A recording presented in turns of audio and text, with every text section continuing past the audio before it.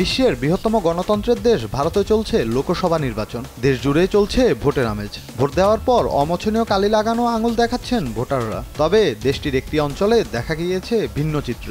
সেখানকার কোনো ভোটারই ভোট দেননি। দীর্ঘ সময় অপেক্ষা করে ভোটার না পেয়ে হতাশায় ভুগছে নির্বাচনের দিন দায়িত্ব পালনকারী কর্মকর্তারা।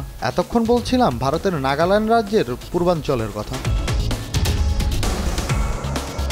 7 দফার প্রথম ধাপে গেল 19 এপ্রিল ভারতে শুরু হয় নিম্নকক্ষ লোকসভার ভোট গ্রহণ পর্ব। লোকসভা নির্বাচনের প্রথম ধাপে পূর্ব নাগাল্যান্ডের 6 জেলায়ও হয়েছে ভোট। তবে এই 6 জেলার কোনো ভোটারই ভোট দেননি, এমনকি বিধায়করাও দেননি ভোট, পড়েছে শূন্য ভোট। সম্প্রতি এক প্রতিবেদনে এমনই তথ্য জানিয়েছে দ্য হিন্দু। ভারতীয় গণমাধ্যমটি জানিয়েছে 19 এপ্রিল নাগাল্যান্ডের পূর্বাঞ্চলীয় 6টি জেলায় ভোট গ্রহণ শুরু হয়। ভোট কেন্দ্রে 9 ঘন্টা অপেক্ষা করেছে নির্বাচনে দায়িত্ব পালনকারীরা, কিন্তু ওই অঞ্চলের 4 লাখ ভোটারের একজনও ভোট দিতে যাননি।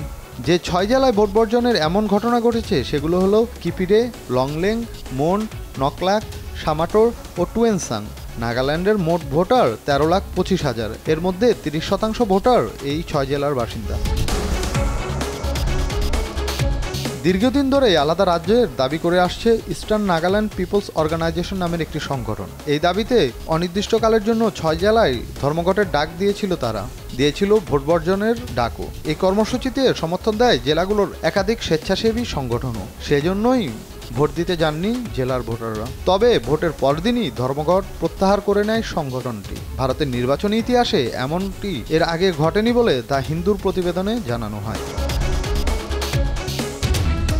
নির্বাচনের দিন দায়িত্ব পালনকারী কর্মকর্তারা জানান, ওই দিন পূর্ব নাগাল্যান্ডের রাস্তায় কোনো যানবাহনের দেখা মিলেনি, এমনকি কোনো বিক্ষোভও দেখা যায়নি। ভোটারদের ভোট দিতে না আসার এই পরিস্থিতিকে সংকটজনক বলে মনে করছে দেশটির নির্বাচন কমিশন। তারা বলছে এমন পরিস্থিতির জন্য তারা প্রস্তুত ছিল না। আর নাগাল্যান্ডের মুখ্যমন্ত্রী নিফিউ রিও জানান, ইস্টার্ন নাগাল্যান্ড পিপলস অর্গানাইজেশনের দাবিতে রাজ্য সরকারের কোনো আপত্তি নেই, কারণ রাজ্য সরকার ইতিমধ্যে ওই অঞ্চলের জন্য স্বায়ত্তশাসিত ক্ষমতার সুপারিশ করেছে। ভোট না দেওয়া সেই 20 বিধায়কের বিরুদ্ধে কোনো ব্যবস্থা নেওয়া হবে কিনা জানতে চাইলে মুখ্যমন্ত্রী বলেন, আমরা নতুন করে কোনো সংঘর্ষ চাই না।